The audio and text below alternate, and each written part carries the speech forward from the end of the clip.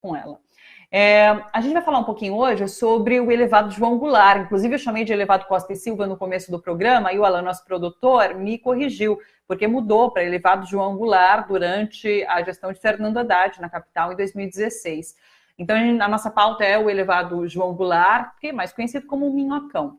Na semana passada, veja bem, a Câmara Municipal aprovou, numa votação simbólica, um decreto legislativo determinando a realização de um plebiscito sobre o Minhocão, sobre o futuro do Minhocão.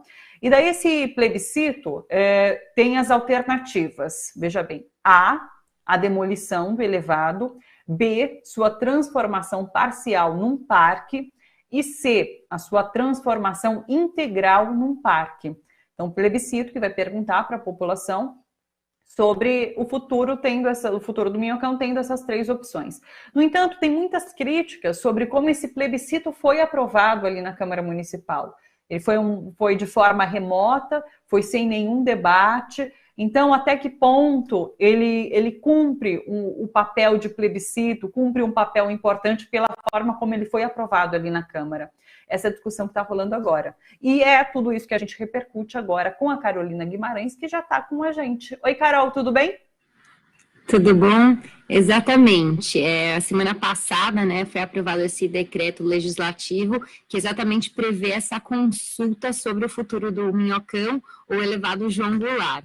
Essa votação, ela aconteceu o que eles chamam de votação simbólica. Então, o que você traz é bastante interessante, porque é isso. A votação simbólica é quando o presidente da Câmara coloca esse tema, essa pauta, né? Algumas vezes ela é votada com outras pautas, então se ninguém tem nada contra, as pessoas acabam votando, não falando nada, e isso vai para frente. Então, até o Nabil, Banduque, ele questiona isso, que ele fala que não é possível que 54 vereadores votaram a favor, é muito mais que eles não se pronunciaram, e aí apenas um se pronunciou contra, né? Então isso vai para frente. Quem fez essa proposta é o Caio Miranda, do Partido DEM.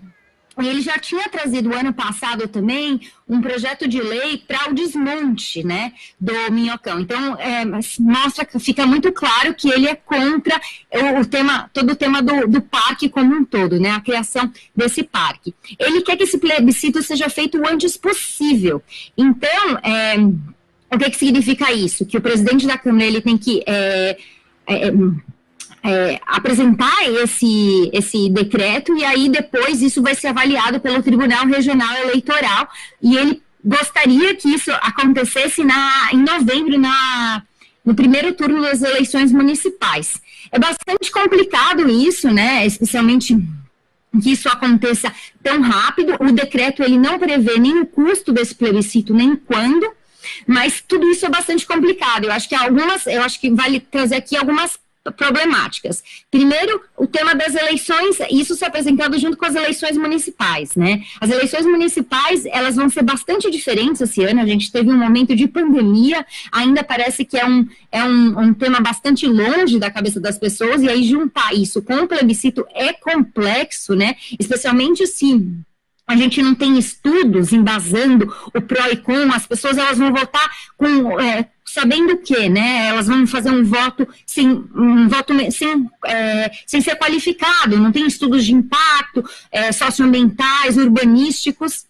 Depois, nunca foi feito um plebiscito para um projeto urbano na cidade de São Paulo. Então, seria muito legal que esse instrumento participativo e democrático ele fosse muito bem feito. Então, ele fosse acompanhado desses estudos para que depois a gente pudesse utilizar esse instrumento para referendar, né, outros projetos também. Então, isso seria bastante interessante. E o outro tema é que já existe uma lei que prevê esse parque. Essa lei foi aprovada por essa mesma Câmara Legislativa em 2018, aonde se criou o Parque Minhocão, que foi referendada, que foi aprovada pelo o prefeito, então, o Dória. Então, a gente vê essas três problemáticas trazendo essas complexidades nesse processo e nesse momento atual. São muitas problemáticas, realmente. Existe uma lei que cria parque, agora tem um plebiscito em que você poderá escolher para não virar parque, é muito confuso tudo isso de fato. Agora, entre essas 3 opções que esse plebiscito talvez trará, vou até repetir, demolição do elevado, transformação parcial em parque, transformação integral em parque. Vocês têm uma avaliação de o que seria melhor para a cidade de São Paulo?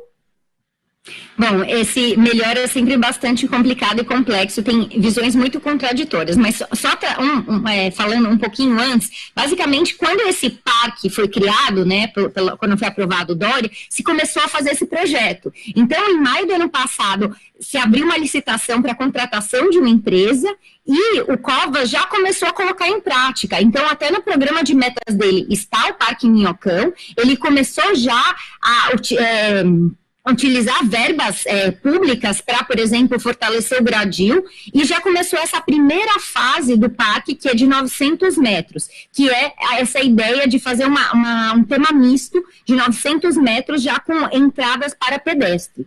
O que é o grande desafio aqui, né? Um plano diretor é um plano diretor que foi aprovado em 2014 e traz essas opções realmente para o que pode ser o Parque Minhocão. E o plano diretor fortalece muito a ideia da cidade para pessoas e tirando um pouco esse espaço, né, que o carro tem nesse espaço viário nosso, né, essa cidade muito carrocêntrica.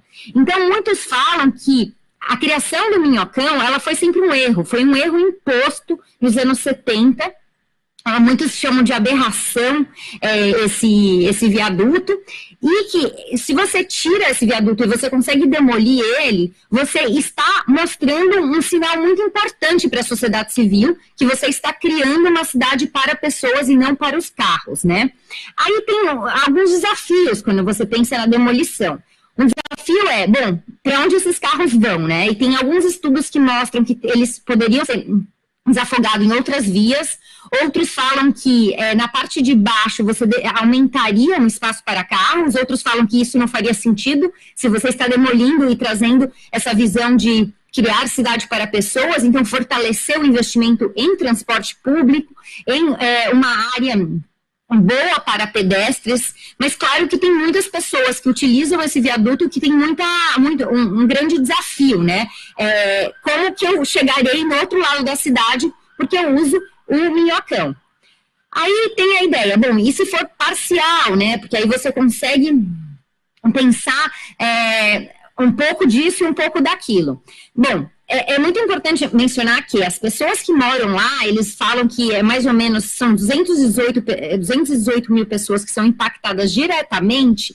Primeiro que elas sofrem com a poluição sonora muito grande, um tema de poluição muito complicado, né? E aí o que acontece? Se você virar parque, essas pessoas, elas continuam perdendo a liberdade que elas têm, porque é realmente bastante complexo aquele Minhocão onde você está do lado da casa das pessoas, né? Você consegue realmente ver a janela das pessoas ali, para dar tchauzinho e tal, então nenhuma privacidade. E muita gente fica com aquele imaginário do High Line, que é esse parque suspenso em Nova York, ou então na França, em Paris também tem, só que eles são muito diferentes e eles são financiados muito diferentes. Eu acho que a gente tem que pensar também, assim, esse parque, ele foi orçado em 38 milhões de reais, né? Um dos grandes desafios é pensar assim, tá bom, então você cria o parque, mas como que você mantém e custeia esse parque? Eu acho que esse que é um grande desafio. E, por exemplo, esse vereador Caio Miranda, né, ele questiona isso. Ele fala assim, tem vereadores que trazem essa ideia do parque, mas eles estão trazendo uma despesa extra para o município. Vereadores podem fazer isso? Então, é um pouco isso, assim, como que você consegue custear isso? Eu acho que tem bons argumentos dos dois lados, mas eu acho que o que o Nabil coloca no artigo dele, publicado semana passada, e muitos urbanistas colocam, é que as pessoas elas realmente precisam entender muito claramente no processo participativo o que está em jogo. Então, ok, você tem pessoas que vão ser menos impactadas pela poluição sonora, se você tem a demolição, e você, de repente, pode conseguir uma promenada, né, embaixo e tal. Mas aí, quais que são os custos disso, né? Como que a gente, quem ganha e quem perde? Então, eu acho que é muito complexo tudo isso, né? Esse minhocão já existe há 40 anos, já tem muita gente utilizando ele para lazer, mas, de novo, é um lazer super árido, você está andando ali no asfalto, é um uso meio misto, assim, sabe, atualmente. E eu não sei se, eu acho que realmente a gente precisa ter uma grande escuta, um grande processo participativo para escolher. E claro, quando a gente pensa em plebiscito, eu acho que as pessoas que moram ali perto e são mais impactadas, que tem que ser mais ouvidas, né? Porque senão, uma pessoa que mora de repente na Zona Sul ou Zona Leste não tem um vínculo com o Minhocão como tem as pessoas que moram ali.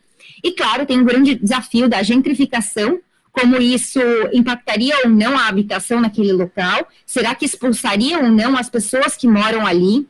Então, assim, são várias dinâmicas, e eu acho que o paulistano também, ele tem muito medo de falar assim, você demole isso e aí fortalece um projeto muito bom embaixo e tal, mas isso vai acontecer? Ou então, assim, vamos fazer parque, mas quem vai fazer a manutenção? Quanto vai custar isso? Então, tem vários desafios que são tanto presentes como futuros, e essa descrença no poder público de complementar isso com outras políticas setoriais que são importantes também. Nossa, fiquei curiosa para saber qual vai ser o futuro dessa discussão. Você nos mantém informada, Carol, informados por aqui, Pode Carol. Deixar. Pode deixar. Agradeço muito a participação. Até semana que vem, Carol. Um beijo para você. Até. Beijo. Tchau, tchau. Obrigada.